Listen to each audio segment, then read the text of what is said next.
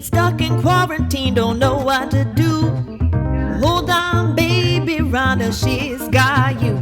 Grab your computer, log on, baby, you got the power. It's the social distancing, social life. The social distancing, social life.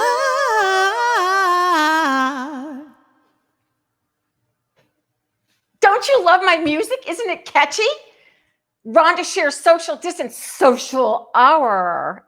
I like it. I think that no matter what happens going forward, I like the social distancing because the older I get, I'm weeding people out of my life. Do you find that you guys are deleting friends on Facebook right now? Is that something you're doing? Are you saying, like, if I'm going to have friends over my house, who would I have over? And then there's a few people you wouldn't. Is it just me? Maybe there's just too much time on our hands. Anyway, welcome everybody. We are in our 7th week of the social distance social hour. And everybody knows, first of all, right off the bat, it's social. Hopefully you're having a cocktail, some water, some tea, hopefully a cocktail. And when I say the word hair, because hair's been a very big deal during this quarantine time. It's so hard to get your hair done. But when I say hair, have a sip and a toast of whatever you're drinking. So cheers, hair. Usually I have a jingle. Tonight I don't. Okay, so, we've been adding guests every week, which is really exciting. And this week we're going to have my really good friend, Pitchman. Everyone knows him as the OxyClean Man. He is entrepreneur off the chart. He's an author. He has his own studios here in the Tampa Bay area, produces commercials. He produces infomercials. He's on all the shopping television, but I think everybody knows him best from the blue shirt and the OxyClean Man. Later on, we're going to have Anthony Sullivan to tell us about the reality show that he is doing right now, which is like off the chart, how he did this from scratch. So we'll have him. And then we're going to have Lori Spaulding Lopez from Florida All Retriever Rescue. And I think that's really important to talk about because people are really needing and feeling like they need some furry friends during this time. So a lot of people are adopting dogs. So we'll talk about that, or animals, cats, opossums. And then we're going to have Emmy award-winning CEO of United Flight Alliance and Brawl Call Television from right here in Tampa via Los Angeles. We're going to have, oh, wait a minute, Jay Adams. I had his name. I'm like, I was talking to him before the show, and he has the cutest daughter, Haley. Anyway, we're going to talk to Jay Adams in a little while. He's from Los Angeles, but now he's living in the Tampa Bay area, so we scooped him up. So again, when I say hair, I'm trying to warm you guys up. Toast. Cheers. Now, I really want you guys, I think we're streaming from my Facebook. I don't see it on the side. I think we're streaming from my friend page on Facebook. I'm going to check on that. I'll see if we're live. And so join in. Ask questions. We want to hear from you. Oh, Bruce Singers. Okay. Hi, Brucey. Hi, Brucey. Great. So definitely join in, ask questions. It's interactive. I want to hear from you guys. I'm going to pull it up on my phone because it's not coming up in my monitor. Just give me a second. Okay. And I hope you guys had a fabulous week this last week. My best friend Chuck got shingles and I got diverticulitis. Oh, it's a tummy thing. It's not stopping me from drinking. Hope my doctor's not watching. But I think it's all the stress of the virus. I think we're all like really stressed out. I had to go to the doctor's office. So I'll tell you that little story before getting to my first guest. So it's the first time I've actually kind of been out of the house because we've had all the groceries shipped in. So we haven't really gone anywhere. So the doctor's office was my least favorite place to actually want to go, but I had to go. So we had to mask on the whole thing like that. And my doctor's like kind of cool about, everybody had masks on, but it's just amazing. Some of the doctors aren't saying everything that we're hearing on television. So there's a lot of fear. I'm not putting that down.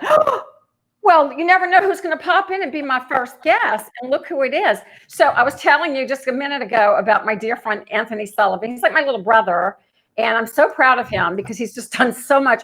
Not that he's offered to take me along with him, mind you, and cast me in anything. But that's okay. I still love him. And I'm so desperately proud of him because we've co-auctioned events together and he's fabulous. You know him as the OxyClean guy. Everybody knows him. They recognize him. Haley, who's watching with her father, Jay, is going to know him. Hi, Sully. How are you? We call him Sully, those of us who love him. He's also known as Anthony Sullivan, who just got back from a 12,000 bike tour across the United States. And we have some cool pictures that we'll put up. Hi, Anthony. How you doing? I'm doing good, Rhonda. Can you hear me okay? I hear you fine. I hear Good. you fine. I Um, just want to say it's a pleasure to see you. You look beautiful. and- Amazing. And thank you for putting this on and thank you for having me. well, it's very exciting. The newspaper's writing an article about this show, so hopefully they'll write about you. Not that you need any more press, but it never hurts because you've got a book out. We need to get that sold on Amazon. What's the name of your book? I forgot the name of it. It is You Get What You Pitch For, and it's You on get Amazon. Yep. Well, boy, it is definitely the truth with you. Can you make it a little louder, Daddy Dog? It's just the volume's down. So you're fine. Just so I need a little higher volume. Okay, so you have to tell everybody. Everybody knows shirt, OxyClean guy, handsome OxyClean, the Pitchman. But what you've done in the last, is it 2 years now? Is it going on 2 years? Yeah, I had the idea at Labor Day 2018. So it's coming up on just over 18 months, right about 18 months right now. And it's been an incredible pivot from my business, which is 25 years of selling stuff on TV, starting off living in the back of my van back in the day, and then getting a break on HSN in my early 20s and kind of cutting my teeth down at HSN, doing, racking up thousands of hours of live TV, what that was like. And then teaming up with Billy Mays, God bless him, rest in peace. And then, setting my production company up, and it's been a big success, and working with Billy and having the show on Discovery Channel.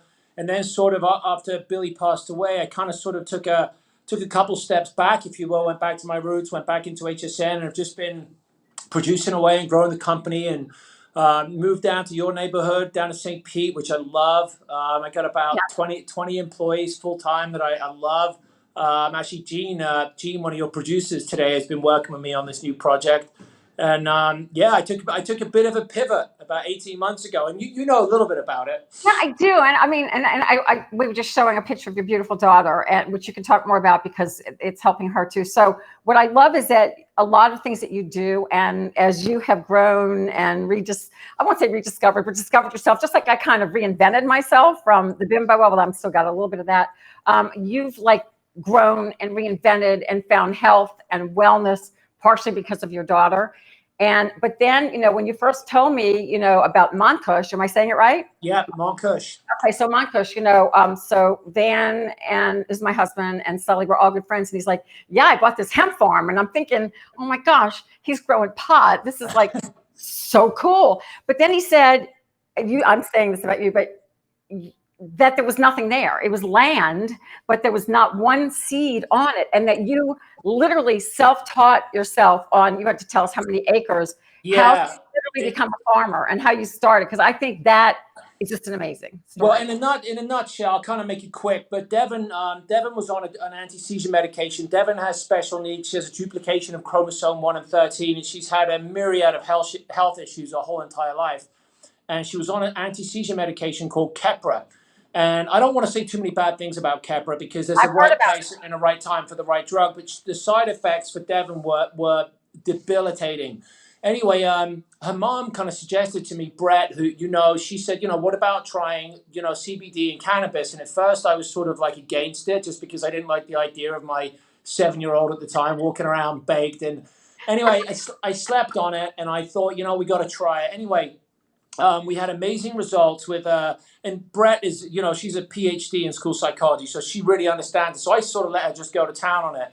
Anyway, Devon, we saw remarkable results with CBD and cannabis. So I found myself standing in the middle of a hemp farm, coincidentally, at Labor Day of 2018, and I just had an epiphany. I had a moment of clarity, and I'm like, I need to do this. This is the plan that has affected Devon. So I teamed up with an old friend of mine, Dave Christian, who's from Philadelphia, and we did Eco Challenge together with Mark Burnett, who through Barry. Major producers in Hollywood. Yeah, reality producers. I got Dave to come up to Vermont with me, and I said, "Listen, I'm thinking about doing this. I want to buy a hemp farm, and not only do I want to grow it, I want to know everything about it. I want to grow it, and I want to make it. And now I could have just gone to a manufacturer and put my name on it. That would have Right. been the easy way to do it, but not Right. me. I got to do it the most difficult way. So we bought a 116-acre farm with nothing on it, zero, nada. And I know I've never grown anything except some tomatoes and some pumpkins. I've never farmed jack shit. I know shit about farming. So we planted, we bought 60,000 seeds, which turned out to be 75,000 seeds. Anyway, long story short, we managed to successfully germinate, plant, and grow and harvest and got our organic certification, 75,000 plants. And they were as tall as Christmas trees. If you come up at Labor Day last year, it was a sight to behold. I want to ask you a couple things. First of all, because most people didn't know, and I know I asked you this, hemp. It's like you told me that the pot plants or grass or whatever you call it, weed, there's a male and a female. But if you just grow one, it doesn't carry the drug part or the part. Right. Well, they're genetically engineered to be below 0.3% THC. So as long as we don't stress the plant, and that requires a lot of not too much, not enough water, not too much water, the right amount of fertigation, they all come in below 0.3% THC, which is federally legal. But that's a science. We found that that's a science in itself. So, but the thing is, they look like weed, they smell like weed, they feel like weed. If you walk into our farm, you'd think you were on a weed farm. I mean, you would have you cannot tell the difference to look at, which makes it really cool. You know, if you come up and visit us, it's an amazing experience. Ask anyone who's been there. Anyway, we pulled it off. We laid 55 miles of irrigation. 55 miles of irrigation. We dug a well. We had airstreams up there. We hired we had anywhere from 10 to 200 people at one point. And we decided to push all our product into what's called rosin, which is we take a press and we actually press the flower. Now you have to understand, like 18 months ago, I knew nothing about farming, like zero. Today I'm on the front page of Grow magazine. That's so good. I don't know how that happens. You're an entrepreneur. I just had an article in Entrepreneur Magazine. Yeah, well, I think Rhonda, what I'm really grateful and what I found out is because I wanted to do this and I wanted to do it for real. I didn't want to just put my name on. I'm like, if I'm going to do this and I'm going to be taken seriously, I want to put some boots on. I want to go up there and I want to roll around in the dirt, drive a tractor, learn how to harrow, learn how to till, learn how to fertigate, learn how to lay drip in a plastic layer, drive all the tractors, the John Deeres, the New Hollands. So, and I'm really grateful because it's opened my eyes. I've got a great new business. We put together a great team. Jennifer Crawford is working with me on the project. Skip Borghesi's working on the project with me. That's great. We put together a great team, and then when COVID came, we were about to go back in the ground, and the bit I've left out is the TV show. We filmed the TV show around the whole thing because I knew that I had a relationship with Tom Beers from Deadliest Catch, from Pitchman, and I knew that our journey would make great television, even if we made it or if we failed. I'm like this. CBD oil. I mean, we're just on the tip of it. People still don't know how to use it, and the fact that your daughter is like so perfect and what it can do. That, by the way, thank you. We got that is just so amazing. By the way, the fact that you learned not only how to grow it but to harvest it, and then you actually are now creating the oils now yourself. Yeah, we got our organic certification, and what we had to do is for the TV show and also in real life, we had to get our 2019 crop from Vermont to Phoenix. And we didn't want to ship it because a lot of our shipments get impounded. They just do. They just get impounded because it smells like weed, right? So like 50% of our shipments get impounded. So we had 300 kilos of high CBD rosin. So after about a month of being locked down, I said to my partner, Dave, and I called out Jonesy, my showrunner, and I said, you know what? We should do the rosin run. We should do it in the middle of a pandemic. We should drive up to Vermont. We'll get 2 airstreams and we'll hoof it across America with 300 kilos of rosin and we'll film it. It'll be like a cannonball run. It's But you decided to go by bicycle because you've been No. We didn't go by bike. No, I think no. So I bought an airstream. We got 2 pickup trucks and I drove from Florida in the middle of the pandemic. So when everyone was saying stay home, save a life, wash your hands,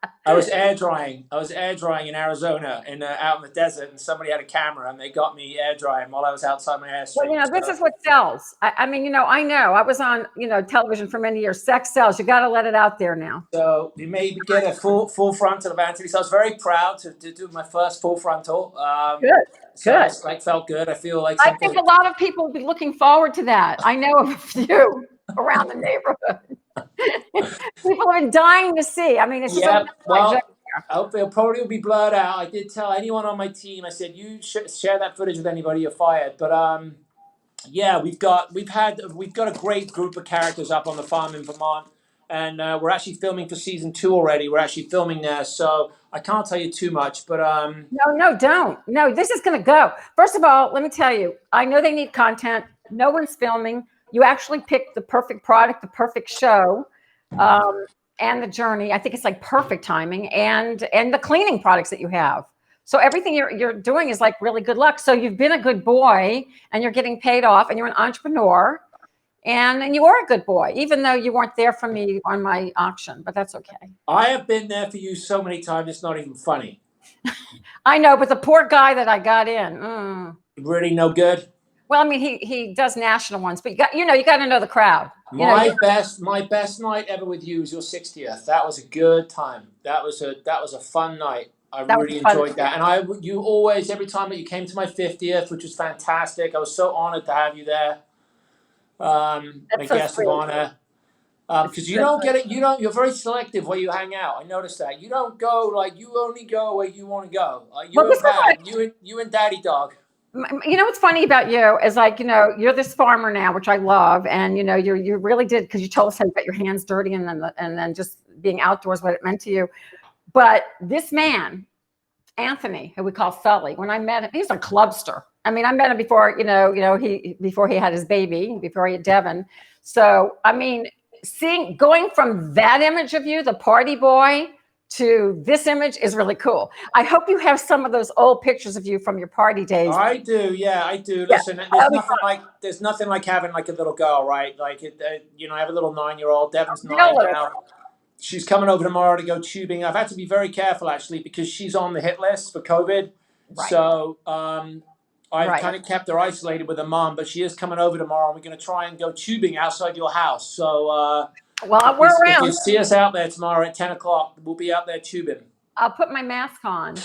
Well, listen, I love you. I'll let you go now, but thank you for catching us up. I mean, I'm so proud of you. Hopefully you're in town for a little bit so we can social distance from afar. We have had a couple of friends over from, swimming in the pool and stuff. Well, good. Well, listen, you look great, Rhonda. I've been past your house many times on the boat. Say hi to Daddy Dog for me.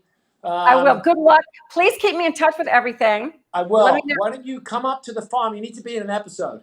I want to be in an episode, and I want to be in an Airstream. Rhonda comes to the farm. It will be hilarious. It'll be like the Beverly Hillbillies. I love it. We have an Airstream for you. We have Airstream is actually sponsored our show, so we have 7 Airstreams on property. So if you want to come up and stay in one, I got one with your name on it. It's pink.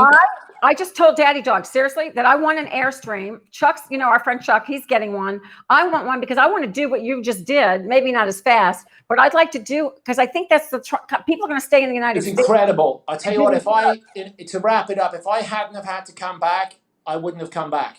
I would have done, it's like a land yacht. These things, if you kit them out, it's like having your own land yacht. You've got your own sheets, you've got your own bedding, you've got your own everything. And and you see the country. I think a lot of people are going to be doing that. And I want to go to Yellowstone Park. I'm going to tell Daddy Dog that immediately. I want to see a bear.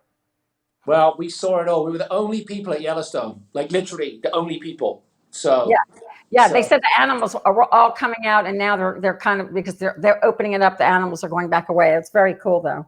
But I love you. I wish you the best of luck. Please keep me in touch. Don't do anything without telling me.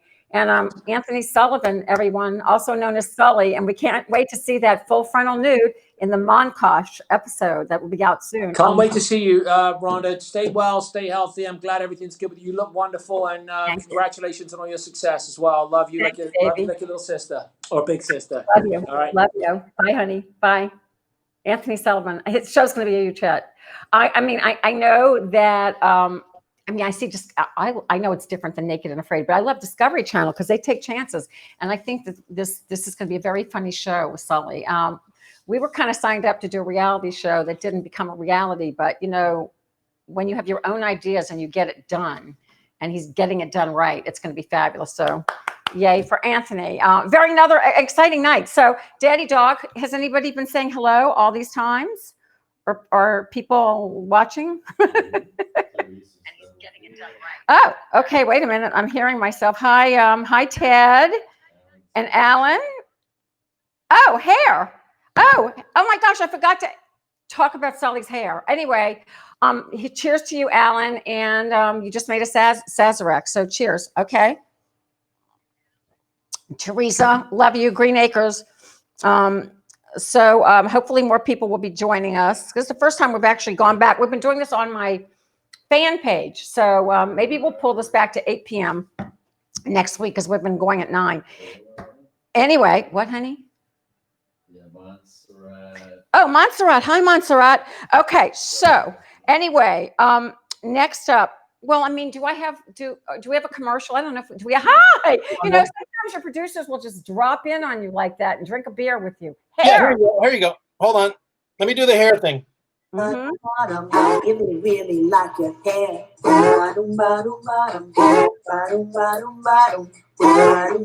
So anyway, girls here. We're going to go after the break. we are going to do the girl. The girl's going to come in with the puppies after the break.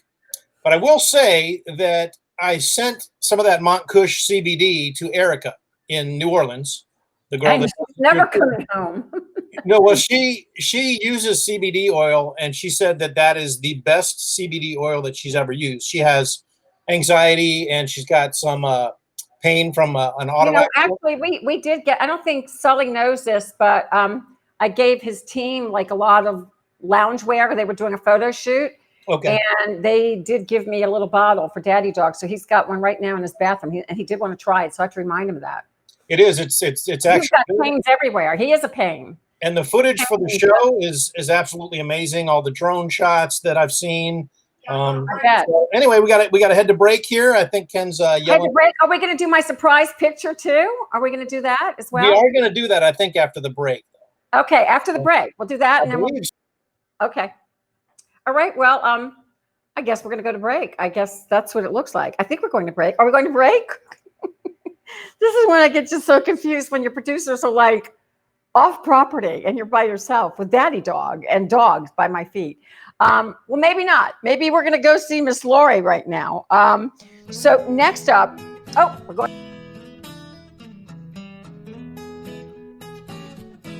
My name is Joel Davis. My company is Commune & Co., a new coffee company in town. First of all, the coffee we source, and second of all, the brewing method.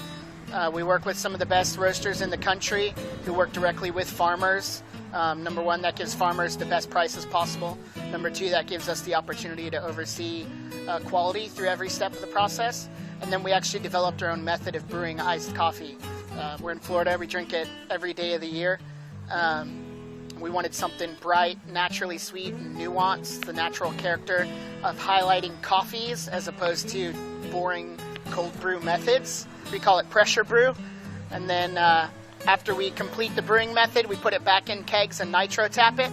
So we serve a nitro tapped, pressure brewed iced coffee, just like you'd get a Guinness or a stout or something like that off a nitro tap. So it's a beautiful way to serve a really delicious coffee. There's 4 or 5 wholesale partners that we have in town. Dat's Dough in South Tampa, Squeeze Juice Works, the cold pressed juice spot in Hyde Park, Mermaid Tavern in Seminole Heights, and then the local public house and Provisions up in Dade City. They all serve our coffee every day of the week on tap. They do growler fills, and then our tricycle, the Commune Coffee Trike, is on the road 5 days a week at least between downtown and Ybor City, and we do special events and fun stuff on the weekends with the trike as well. The best way to find us is our website, communeandco.com. You can follow us on Instagram or Twitter at communeandco, or on facebook.com/communeandcofl. We're always posting where we're at and events we have going on and fun stuff. Cool. I love a new coffee company. I love that, we have a lot of entrepreneurs here in the city, in this area that are, literally what we call Tampa Bay. And Anthony Sullivan's one of them, it's real. You should pick up his book. You should pick up his book and mine. I already told you last week, if you pick up Rhonda Shear's Up All Night book on Amazon, or if you go to rhondashear.com, you get a free abra with it. So anyway, next up, we're going to bring Miss Lori Spaulding Lopez on.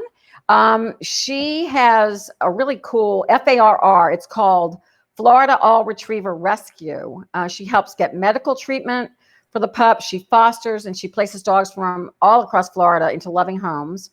And one of my producers and dear friend, Marie Crane, has gotten 2 pups or maybe 3 pups from her. And I have rescue dogs myself. So welcome, Lori. How are you? Good, thank you. Oh my gosh. Sorry, we're kind of improvising here. We're under construction. We are too. The downstairs of my house looks like a bomb went off. And then we've been having these like crazy little rainstorms that have done a lot of like leaf damage. And anyway, hey, what you do is really cool. And first of all, tell me how you got into it. Then I want to hear what you think about people getting, rescues at this time. Is it a good idea or not? We've run into that for sure. I actually got into rescue 22 years ago. I was up in Boston and wanted a dog and found one through rescue, and then started fostering because she was lonely. And I started my own group up there, Northeast All Retriever Rescue. And then when I moved to Florida, it's Florida All Retriever Rescue. Oh, so, look at those babies. Look at those babies. So, I've rescued, a couple of them myself. And I can't even express to you when I read things that happen to animals. I'm glad that they passed this law. I don't know what you think about that law, Lori, about, the law. Oh my gosh, who was that? That's one of my rescue boys. This is Braun. Look at He's him. a Bernese Mountain Dog. How do you give these babies up? Sit. Oh my gosh. And then he's a rescue and he's trained. Like I can't train my dogs at all. Oh my gosh. So who gave that baby up and how old is he about? He's now 4. He was given up at about 16 months, which is fairly common. I guess they bought him from a breeder, paid a fortune for him, and then there was a split in the family, and mom couldn't take care of him and the kids, so they contacted us because we do a lot of giant breeds. And which is really special because, some of the Chihuahua rescues that I've worked with or the small dog. Yep. I tell you what, the small dogs, they just come with a lot of problems, and like Chihuahuas get a lot of abuse, surprisingly. Like you think, I know that they're like little dogs with big mouths, but they're very abused, and it's very sad.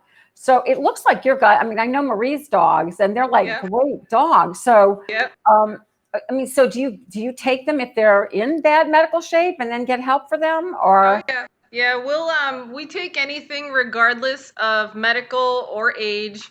The only thing we can't take is aggressive. Do we get one in every now and then? We do. I've done behavioral training for probably about 15 years now. So when there's a case that needs a lot of help, like we've had feral dogs come through, or dogs that say 10 months old, the owner hasn't done any training with them, and they're like, oh, this dog is crazy and aggressive, and put it down. And we picked them up and we bring them in and we train them, and they're good. They just need some structure, some guidance. I think sometimes dogs really need love too, and I think people just don't have the patience. Yeah, sometimes it's hard. You get a puppy and you tend to not do the training and be as hard on them as you should be. It's like a child, and at 10 months old, that puppy is now a teenager. Right. So if you're letting it get away with stuff, it's just gonna keep pushing and getting away with stuff. Oh yeah, so you gotta set rules down. I've got some problematic ones in my life too. So the other thing my husband and I talk about, just the other day, one of my little girls not get out. Right now they just go in the backyard. They're all tiny, but she got into a mushroom, and I didn't know if it was poison or not. And I called the vet because it was late. It was like 6 p.m. and they're like, if it's white, it's okay. If it's dark, we can't tell you. I would bring her to the emergency vet. So I brought her to Blue Pearl, which is great. A lot of money later. they got her to get it up and everything, and it didn't get into her bloodstream, which was great. And she was fine. And then I was so nervous about the mushroom. I was like, reaching out to the University of Tampa, people in I don't know what you call that area, but that know plants and pathology, whatever, if I'm saying it correctly, Van's telling me. But I freaked out. Anyway, she's fine. The point is a lot of people have to know before they get into either adopting or even if they're buying a dog that they can be expensive. And I think what happens with a lot of people, you have to care for them. They have to get their shots. There's certain upkeep, and their physicals, just like people. I think a lot of people don't do that. And then all of a sudden I see dogs in my neighborhood with fleas, and it's like, come on, what's going on here? Like you have to take care of your dog. It's a lot more down here. It's definitely a lot more down here. Up north, we didn't run into it as much, but realistically, we don't set like parameters of we're not going to adopt you because of this, and that. Right. We try and keep it open and do a case-by-case basis based on what the adopter needs in their home environment and what the individual dog needs. The one thing we do have a couple rules: no outside dogs. If you want a lawn ornament, go to Home Depot. And the other one that we do is we do vet references. So if you apply to us, we're going to call your vet and make sure that they're up to date on shots and that they're on heartworm preventative. And that's our biggest issue down here is people do not leave their dogs on heartworm preventative. It's a simple little chewy thing that they can take every month or 6 months. They do a shot now.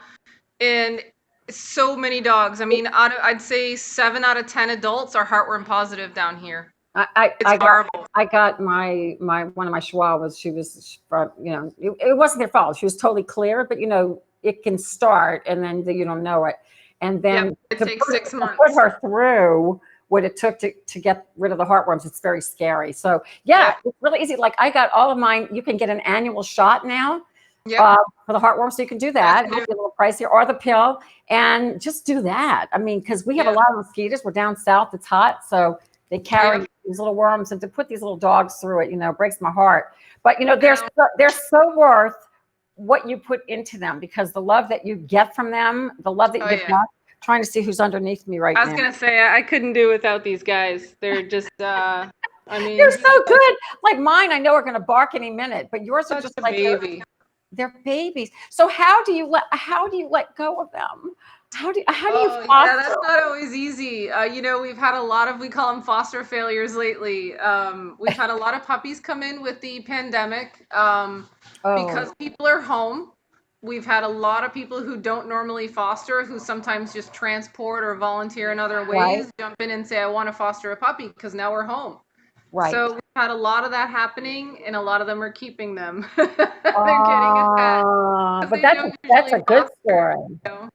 That's a great story, though. I have read a lot, and it just all over the news, that people are hopefully taking them in, hopefully not just for now holding on to them, but hopefully loving them and learning, if it's their first animal, because there's nothing more calming to me than animals. And I didn't have animals until, I guess now it's 16 years, but my mother was afraid of dogs because she was bitten she's passed many years ago, but she was bitten, and they gave her rabies shots when she was 5, and I'm talking many years ago. And so she was terrified of us. All of us were 4 kids. None of us had animals, so all of us have animals now. We're all old. I'm the baby, so they're all older. But it's amazing. Like I really feel like children should have dogs or cats or whatever. I think that having an animal teaches them some responsibility and love. Unconditional love. Like they're the most amazing things that, here's the bad thing that's happened to me, Lori, in this is that because we've been home and, before we would travel, like, maybe a couple of days for work, every 2 to 3 weeks, but, and they have a great dog sitter. But now that I'm home, like if I go outside for 5 minutes, they are howling. Yeah. They are so attached right now. It's like, that's the concern, that we're going to run into some separation anxiety issues when everybody goes back to work. I've been working all along, so I've been gone, so my guys are used to it. But, again, when you adopt from us, we don't just say, here's a dog, good luck. It's not how it works. And Marie will tell you that as well. on an adoption agreement, there's all sorts of information about what things you could run into and heartworm prevention and flea prevention and worms and things like that in the environment. But there's also, behavioral issues. So you get a dog home and you can't expect it to immediately acclimate. And Right. some of them do. They're like, oh, look, another human. I don't know. Okay, let's go with it. But some of them don't. They've been through a lot. We have some severe abuse cases. Oh yeah. So Oh, it's yeah. being prepared for that. And now what happens? We have to, part of my job is to say what happens when you go back to work. What's the plan for the dog? So I'm it is gonna making sure that they're thinking about it. I'm going to be calling you on that. So we can find you at Florida All Retriever Rescue. Is that via Facebook? Yes, we're Florida All Retriever Rescue on Facebook. Our website is flretrieverrescue.org. You can see all the dogs that are available for adoption on there. You can see, actually, what happened this week was the best thing. It was a National Rescue Dog Day. Right. So one of our volunteers, she posted, about it, and all of our adopters, we had like 700 comments of people showing pictures of their adopted dogs and how thankful they were. It made my days. Rescue was stressful. I'll tell you that right now. No, I know. I've amazing. worked with different organizations and I know much about it. And I love people like you. And I love when people really work hard to make sure it's the right owner with the right dog. And, it doesn't always work out, but most of the time it does. Doesn't always. I mean, we do 500 a year. Oh, So, that's a lot. That's a lot for. Yeah, it is a lot. It's just you. Well, I run it. I'm the president. I've got a board of directors. There's 4 of us. And then we've got probably about 150 volunteers. Oh, but wow. maybe 40 of them are foster homes. Well, it's a big organization. Congratulations on that. Yeah. That's great. Yeah, well, I know Marie's babies are beautiful, and she loves. They are. She loves She loves. Oh my gosh, Yeah. she's like me. It's all about the babies. I'm watching 2 of them play right now, and that makes my heart flutter. Well, I want to thank you, Lori, for coming on and telling us all about your organization, and we'll keep that up so people can find it, and hopefully, lots of people my friends will be calling you because I think they all need babies in their lives. Okay, that sounds great. All right. Yeah, let us know. Bye, Ron. Look at that baby. I need that baby. Okay, I'm not looking. I have chihuahuas, but thank you. Chihuahua may be the size of his head. Right. Oh my gosh. Lori Spaulding Lopez, ladies and gentlemen, from Florida All Retriever Rescue, or FARR. And we'll put that site up to you a little bit later, but that's really cool. I mean, not one peep. In the meantime, I'm watching mine completely misbehave over there. So next up, we have just a little surprise for you. My team, I have Marie, the fabulous Marie Crane, who has retrievers, and Jean May and Ken Bradley, who are producing behind the scenes in quarantine. And now they're putting up the secret picture to embarrass me. Every week they put up something from my past. I'm pregnant with alien twins. Well, that just shows you how my career went. No, this is actually, the son was like a crazy, like crazy than the National Enquirer, but I played Bimbetta Mundane on the Sci-Fi Channel that was part of the USA Network, and she was marrying for money. Do you think so with that outfit? And I can't remember the costumer's name, but she was that did my costume and wig, but it's the same costumer, and I'm blanking on her name. I'm sorry. Maybe one of you all can look this up very quickly, who did Sex and the City and became really famous after that. Apparently she wasn't famous for my Bimbetta Mundane costume, but nonetheless, it was a lot of fun to put on. And it was fun being married to an alien. It's very similar to being married to Van right now, because Van takes off every day in a spaceship. Usually it's to our garage, and he just takes off and lives in the garage. It's his own little space capsule. Anyway, I thought that was a nice little thing that I did. Okay, so Van thinks it's kind of funny. Oh, hair, long hair, short hair. Cheers. Because I haven't been talking about anybody's hair, so I'm talking about mine. Do you like mine? Do you like hair? Do you like my hair color? I keep changing it every week now. Hi. And Haley. Let her talk. I have to introduce you. So we're very excited to meet Mr. Jordan J. Adams. Do you go by Jordan or Jay? Jay. Jay. And that's his beautiful daughter, Haley. Well, I love this. I love the coming from home because we meet all the kids. He is CEO of United Flight Alliance and Brawl Call Television, which he's going to tell us about. He's an Emmy Award winner, which I'm so jealous of, but congratulations. And the show is on NBC Sports and just a bunch of other networks. Well, welcome to our little show tonight. So you got to tell us, first of all, Haley, we're going to get her first like little starter abra. Yeah. Whoa, Haley. I like the color.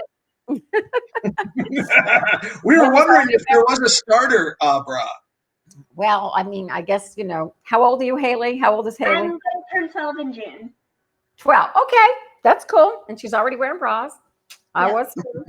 And we were so proud then. And then as you get older, you really don't want this anymore. But it's a whole nother story. Yeah. I love her. She stayed up. She's so excited to meet you, and she stayed up. I'm on TV. Yes, you're on TV all over, just all over the place. So tell us, Jordan, Jay. I'm calling you Jay. I don't like Jordan. I mean, I like Jordan, but I like Jay. I was already met you. What is United Fight Alliance and Brawl Call Television? That sounds so. I mean, like we need sports right now. So what is it? Any kind? We need it. All right, Haley, saying goodbye. Bye, Haley. Bye, Haley. Oh, look at you. I'm looking at pictures of you. Oh, yeah. So that's Bruce Jenner. Similar to you in a lot of ways. I was in the Northeast, and I was doing a lot of in front of the camera work, and I went out to L.A. to take my shot. And, I got a good ride out of it. I really did. I got about a 25-year career where that's all I did. Very, very, very similar to you. Very similar, very eclectic, right? Yeah. People say, what did you do? I said, pretty much everything. You just end up doing everything. I was doing game shows, talk shows, commercials, guest appearances, pretty much every possible thing you do, mostly in the spokesperson space. That's very much how I fell into it. Like I wanted more acting, and if I could make that happen right now, I would. I wanted Me too. it. Me too. It, and I really feel like I'd be great now. Yeah, it's so funny, Rhonda. When I went out, I did not know the difference. I was so naive.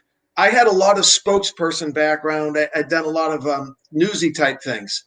It played very straightforward commercial roles. Right. And when I got to LA, I got an instant spokesperson commercial agent. I said, oh, this isn't as hard as everyone said it is.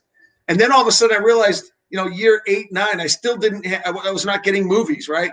I was getting plenty of extra work, but I wasn't getting movies. Finally, someone said, well, who's your theatrical agent? I said, my what agent? Your theatrical agent. Oh, you're not going to get any movies without a theatrical agent. No, I didn't even know the difference. I was so naive when I went to LA. I didn't know how it worked. I was too. I went out there not knowing anyone, but you know what? I think some of my biggest parts I ended up getting on my own anyway, or if anything, I pushed a little too. I was always told that I wasn't manageable. And maybe that's just because I wanted things to happen, that I worked at it every day. I treated it like a business. It was never a game to me. So I wanted to work at it. And so I worked. And so I took everything. Now, people said later on, well, by doing that, you really hurt your career. And I'm like, whatever. I worked pretty much from the time I got there to the time I left. So it's all good. So, it's so similar, Rhonda, because I came back and people said, well, was it worth it? The whole LA thing was it worth it? And I said, are you kidding me? This is the richest time of my life. Absolutely. It was the richest, most challenging, scary, fulfilling, rewarding, terrifying. I was so alive. And everybody I met there, you be at the dry cleaner, the person behind you has a screenplay. Yes. The person in front of you is a showrunner. And the guy waiting on you at the dry cleaner, has a reality show, with 3 shows, he's 3 shows in. Everybody's in the biz. Everybody, like if you now we're social distance, but I love to go out to eat there because no matter what restaurant, it could be like just some divey whatever to the fanciest restaurant, and if you just tune in, everybody's talking the business. So you can't get away from it. Your doctor's got a deal. My doctor really was. He ended up being like the doctor on The Biggest Loser for years. So he got shows out of that, and like. Everybody was somehow related to the industry. And that's an interesting word that you use, that you felt so alive. I was actually talking to my husband about that today because I found like all these old paparazzi pictures of myself online late last night, just Googling around. Tony Jarrett says you're unmanageable. That's why he wants you. Oh, Tony Jarris. He's writing a screenplay. He's written many screenplays about me. He's going to sell it eventually. He is. I know it. He is. But it's just because I think our story, Jay, is similar to a lot of stories, and Yes.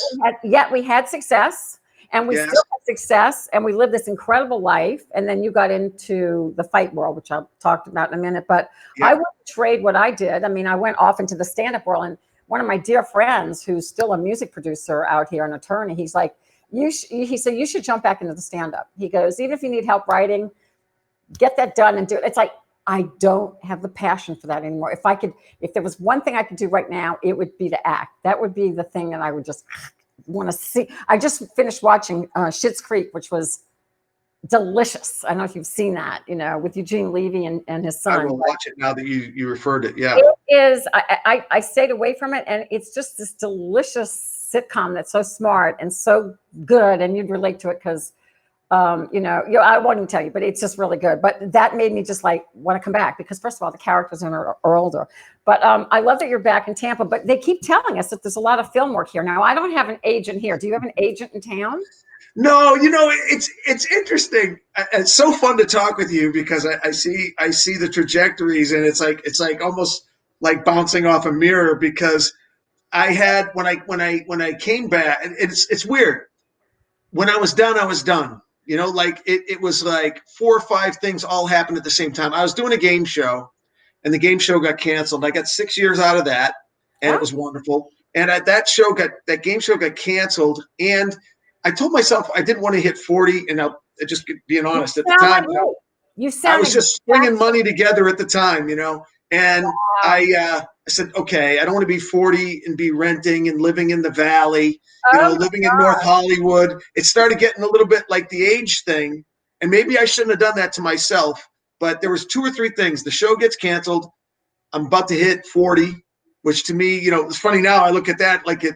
Back then, I thought it was ancient. Now it's like, I'd kill to be 40 again. Right? Of course. J-Lo's over 50. She's hotter than ever.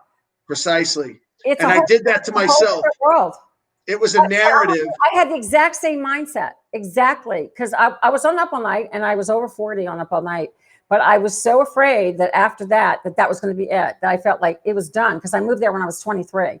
So I had that same pressure that I put on myself. No one else was putting self-imposed.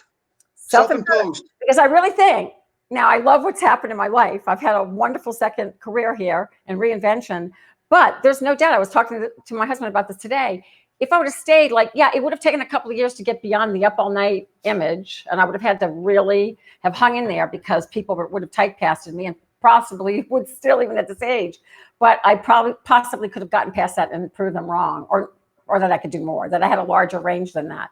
But that's just being patient. And because so many people who watch me, probably as you, on your game show on Up All Night, are now producing, who are fans, who are now, they're the executives, and they love that show. And I'm like, well, now, things change. But anyway, it's just in a very addictive town. It's hard to pull away from. If I wouldn't have reunited with my high school sweetheart and started a whole new business, I'd still be there. I mean, it was very hard for me to leave. I didn't want to leave. I loved it.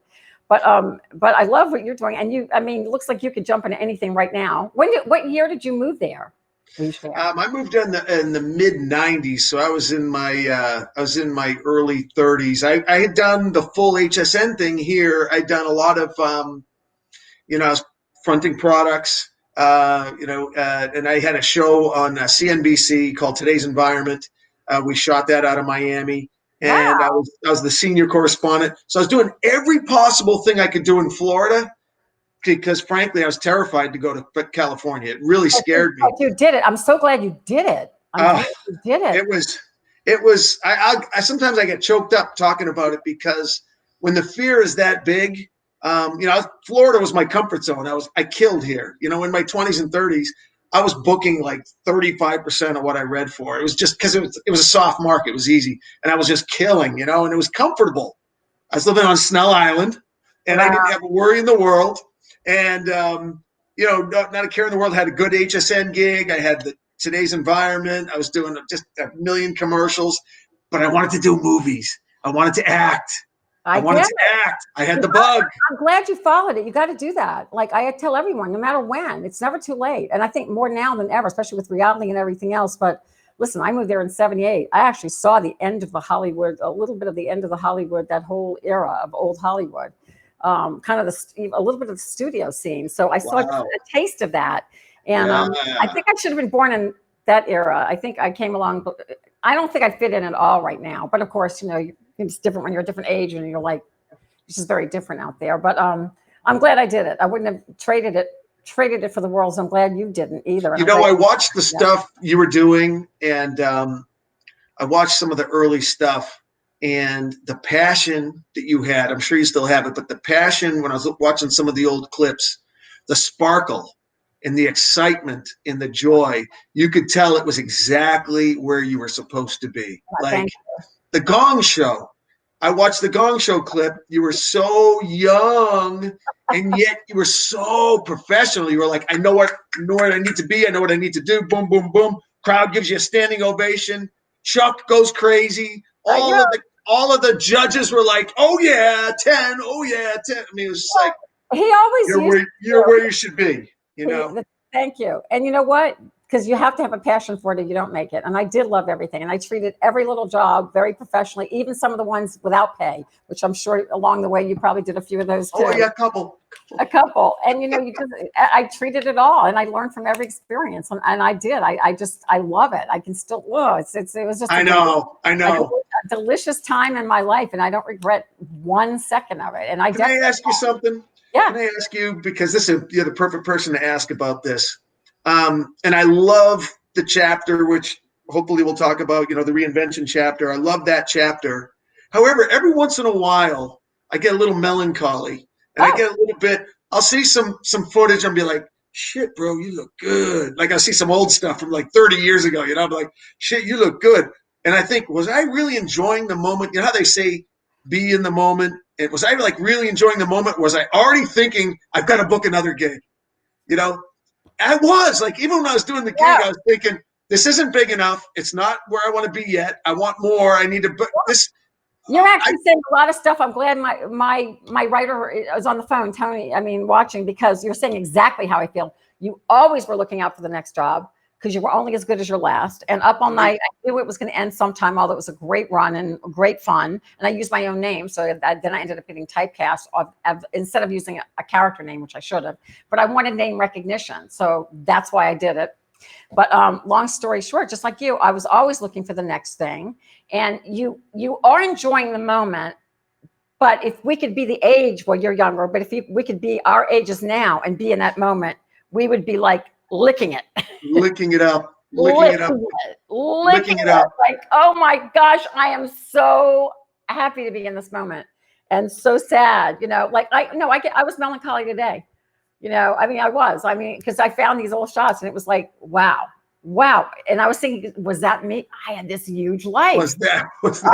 I found this one photograph where I was coming out of a hotel, and somebody else must have shot it, where the paparazzi, or I guess another were photographing pictures of me, because during Up All Night, I got that taste, of like that star thing. And, so there's all these paparazzi shooting pictures of me. And I was like, wow.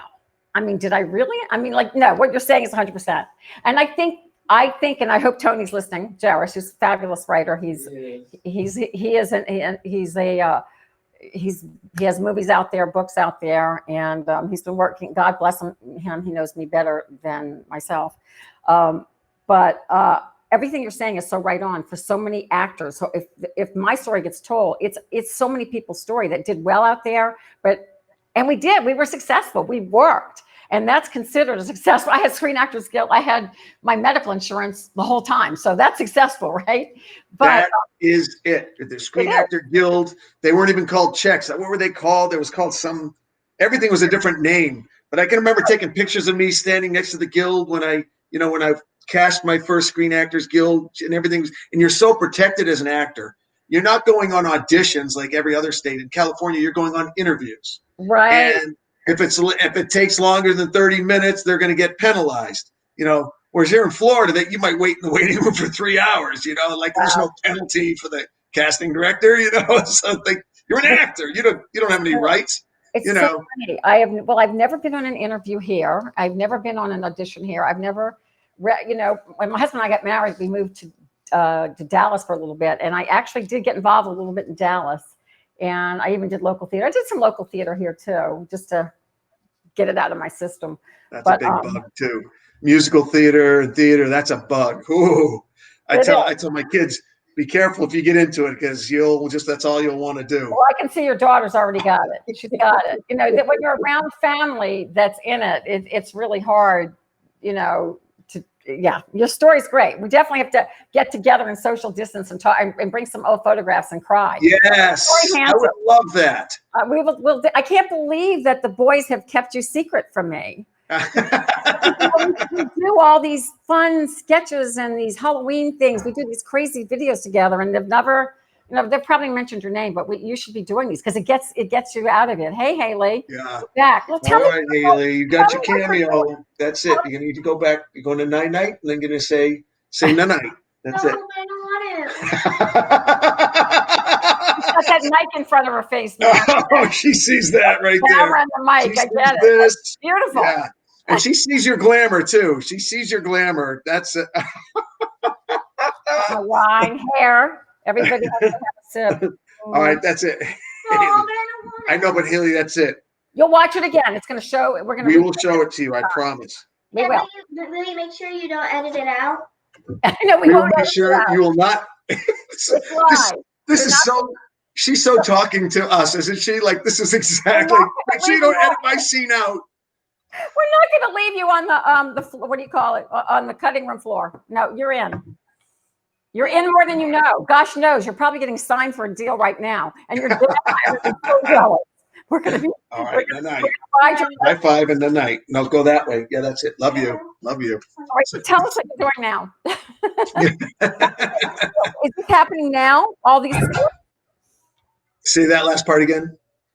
Is this happening now? All the sporting things, the boxing? Oh yeah, so it's an interesting transition, and it's so funny. You were talking with Anthony, about like different chapters and reinvention. And by the way, before I forget, this is funny. I was looking at this right when he said it. When Anthony was talking about his full frontal, yes, and his CBD farm, I looked over and I said, I think I have a better brand for him. So if you can read it. Wait. Yeah, can you read that? Yeah. Oh my gosh, that's hysterical. Naked CBD.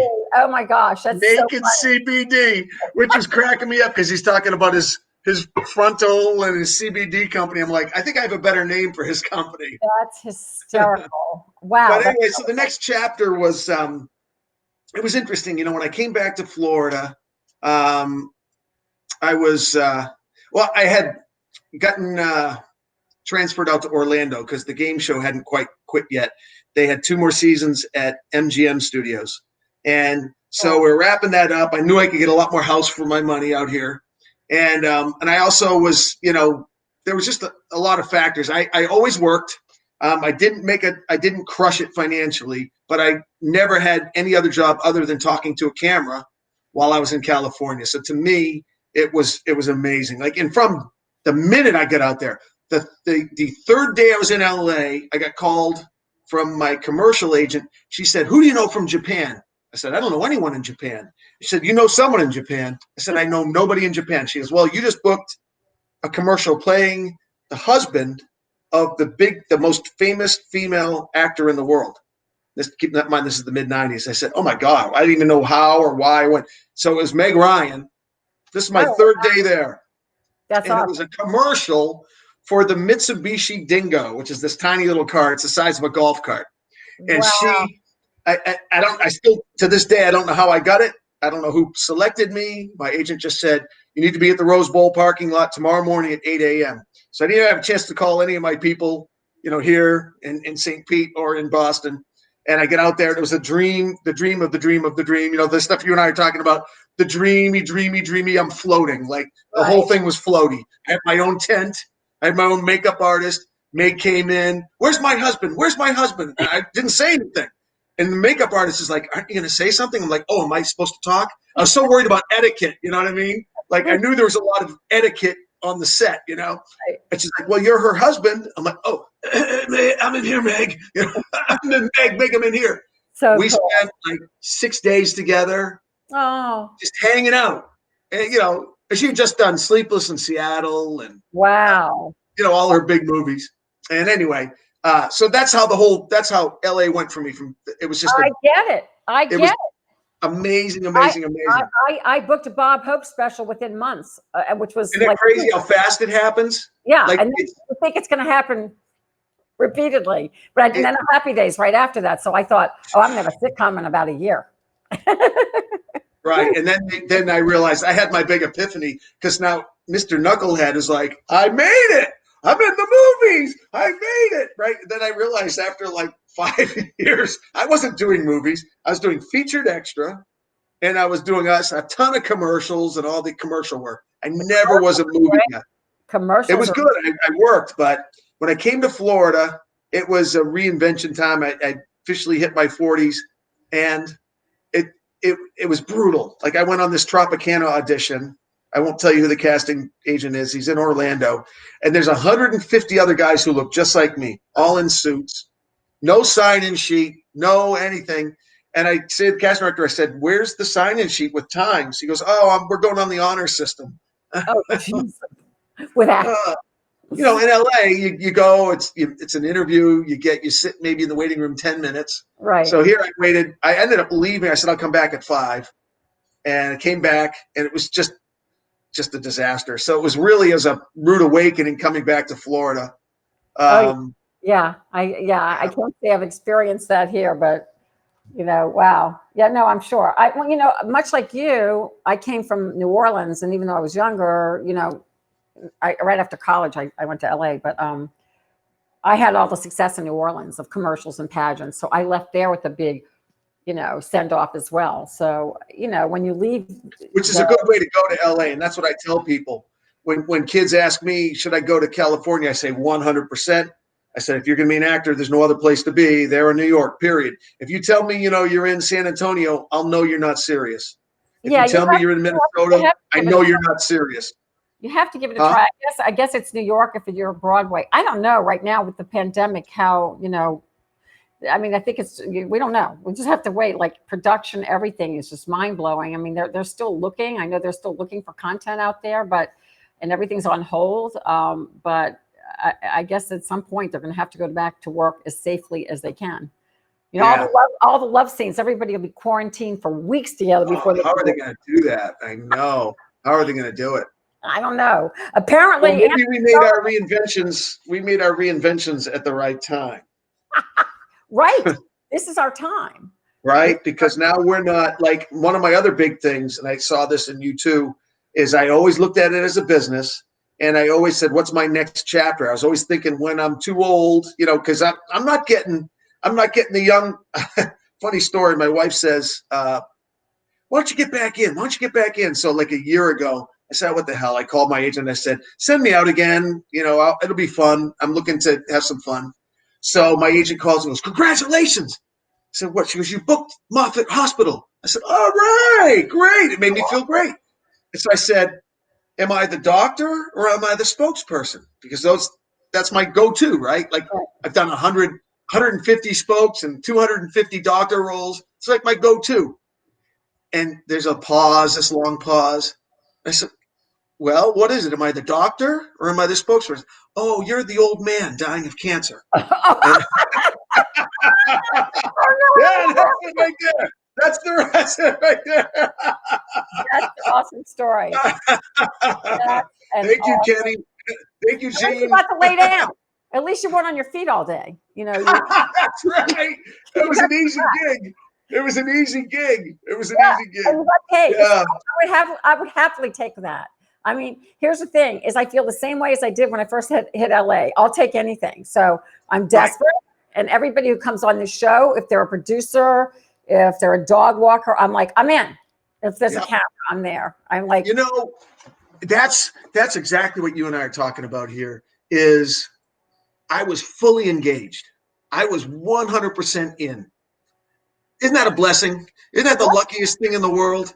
Isn't that the luckiest thing? I think anybody out there who really loves it and who really puts their heart in it, when I say out there, or even now you can do things all over the country. If you're invested in it and you love it and you're in it. And listen, even if you're in whatever city and you love community theater, like I know a lot of people, that's what they do and they love it and they're happy there. That's great, because they have other jobs. They don't want to leave. So, if you have the bug like us, it's really hard. You never get rid of it, even at any age. Like I still have it. Like I wish it would just go away like a gnat, but it doesn't. I know. Those people who are doing community theater on the side and, they're working as an accountant or whatever, and they're on the stage though, and they're fidgety and thinking, I never went to LA. I never tried. When they come to me with remorse, I say, hey, you know what?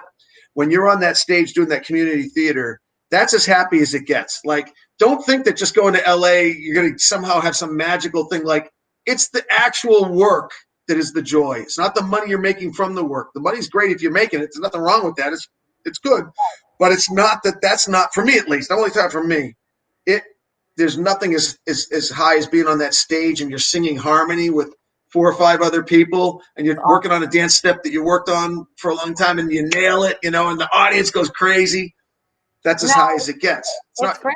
It's great. Just like I did stand-up for years and I was headlining. And I mean, even till I got married and even a few years after. And it was just it's just a high, when you get those laughs, and you're on the stage and you're commanding an audience. See, you're taking me down memory road. So just before I let you go, because we've already gone over our hour. So we have to do cheers, hair. Yes, cheers. Just tell me, is there anything we can look for you in now with all of your projects? And we'll definitely have you back on.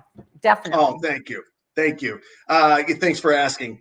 Yeah, so the reinvention is I'm in the combat sports space, and I was commentating for a long time. That's the transition I made when I moved back to Florida. I started commentating for Fox Sports, and I was doing just in front of the camera stuff again as a commentator, and started traveling, and the show started getting ratings, and I started syndicating the programming.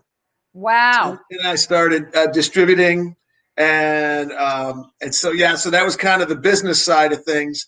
It was a weird little thing. I knew a lot of people at the networks from my past work, and I knew a lot of promoters, both domestically and internationally. And I realized there was kind of this is like in the early 2000s, like 2003, 2004. There was not a lot of content on any of the networks of the cage fighting. And I fallen in love with it. I got kicked out of a lot of networks saying it's too violent, but it started. Fox gave me the first opportunity. They were very innovative and they were taking risks. And Tim Ivey, who is the director of programming for Fox Sports Florida, back then it was called Sun Sports. Tim Ivey gave me a shot, and I was coming on like after the Lightning here, coming on after the Dolphins, and it got ratings. The ratings were like holding, I could see now that. we syndicate all over the world, and we distribute our content, and yeah. Well, you see, that's a great reinvention. Like you're still in it, and you're doing it, and it's yours. And especially in the sports world, because right now, like everyone is like craving sports, Yes. So, I mean, gosh, you've had a great career and a great life. Knock wood, but it's not over for you or for me. Like we still are going to get that film. And you know what? I've got a producer on the line named, Ken and Jean, and they could Those are my boys. Yeah, the boys could do a darn movie, and we could be the stars of it. And I don't know what they're waiting for. Oh, now Jay is actually in a movie a segment that we produced called Mon Protector. Remember that, Jay? So the Guzzo brothers, Paul and Pete, Pete's, you're talking to Paul. So they did a film called Who is Delson? And it's a mockumentary of a superhero who cannot die. And in it, there is a flashback of a 1950s horrible space movie that is based on this fictional character. So Jay plays that character in the 1950s fake serial that we made. It's like a fake kind of an old Rogers. So we'll have to play that maybe next week or next time we have. Oh yeah, you need to play that. We need to definitely play that. It's completely silly, and he chokes Ken. He goes like this and chokes Ken, and Ken falls to the ground. It's fantastic. I finally got to get him back. from all the times he cut me short on HSN, Yes. and I didn't make my quota. You know? Oh my gosh! Trying to cut you short right now. I feel like Jay is the male version of me. It's kind of scary. It's really It's spooky. scary. It's spooky how similar it was. Yeah. And how come, Gene, you've never told me about him? And how come you've never brought him to the house for any of our Halloween? I just don't want to invite random people to your house. So I'm just like, hey. He's not random. I feel like I know him a lot better than some of the other random people. All right, you well, brought Jay, in. if you invite Jay, we'll bring him over. You see? I mean, we do these crazy Halloween shows all the time. I mean, I know some weird people. I don't know if you want them all coming over. So. Well, look, wait. We're gonna wait till October. It's fine, or the day before, like we always do. All right. Well, here's Jay, who's really a professional, who really gets it, who's an actor, and you bring me these people, like literally, that are homeless from Ybor. So we need to have the shoe licker on from Ybor City. Oh my gosh! I hope that guy's not still out there doing that now. Oh, he is. He's probably COVID free more than anyone. God. Nothing can live in his body. So Ken popped in here and he said we probably should take a break at some point. We should. We have a couple little commercials for the Montkush CBD brand. I think we should probably just put them in here. Well, I will let the fabulous Jay go, and we will definitely have you back on. And I thank you for sharing your stories. They're fabulous, and we want more of that. Yeah. Thanks for the heart space and reminding me, and even though there's the melancholy and there's all that, but that's rich too, that's rich too. That's life. That's life. That's deep life. It is. Yeah. And we're still doing great. I mean, I've got this fabulous brand that I love, and you're syndicated. So things are good. And we still don't know where we're going to go next because we still have this twinkle in our eye. Yes. So, as long as we have that, and we still love it. We are so lucky. So we are so lucky. Is the guys have to get us together and make that happen. We can at least make that magic happen, and then we'll send it out to Hollywood and see what happens. That'd be awesome. I would love that. Well, Jake, yeah, we'll talk about. We got lots of stuff to talk about. I have all this television inventory, like you said. Now with all the sports, no live sports, NBC's doubled my time. I got like 200 hours a month now. Gosh. Yeah. Well, yeah. This is the time. Well, I wish you continued good luck, good health right now. Your daughter's adorable, and let's work together. Let's work. Yeah. Let's make some. Thank you so much. Let's do something together. And thanks for the hospitality. And it was just I'm so glad I did this. Thank you. It's a great interview. Thank you. Good night. Good night. Oh, what great guest tonight. Great guest. Okay, so we're going to go to a quick commercial, and then I know we've gone over, but it's the social distance social hour, and it could be an hour and a half or an hour 20. I'm going to pour a little bit more wine. You pour whatever you have. We'll be back right after this, and then we'll wrap it up with a couple of questions from friends. We'll be back. Quarantine, don't know what to do. Hold on, baby, Rhonda, she's got you. Grab your computer, log on, baby, you got the power. It's the social distancing social life. The social distancing social life.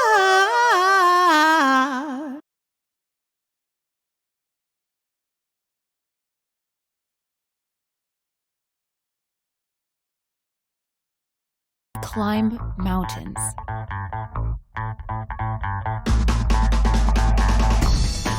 We are Montkush.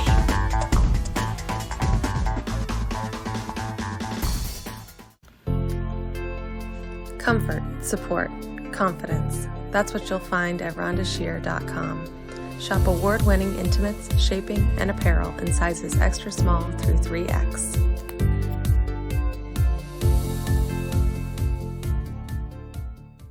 We are athletes.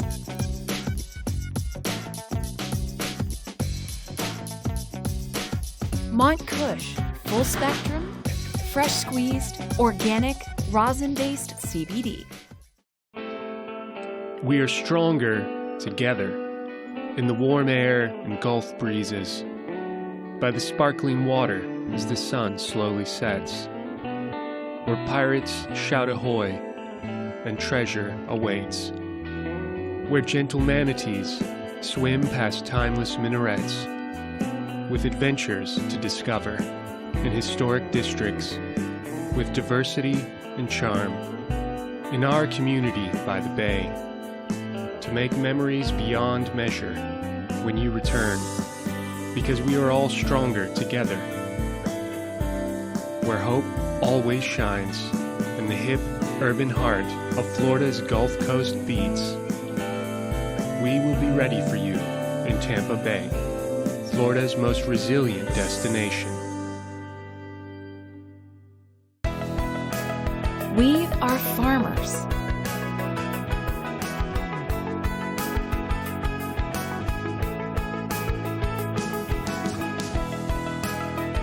We are Montkush. Social distancing, social life. The social distancing, social life.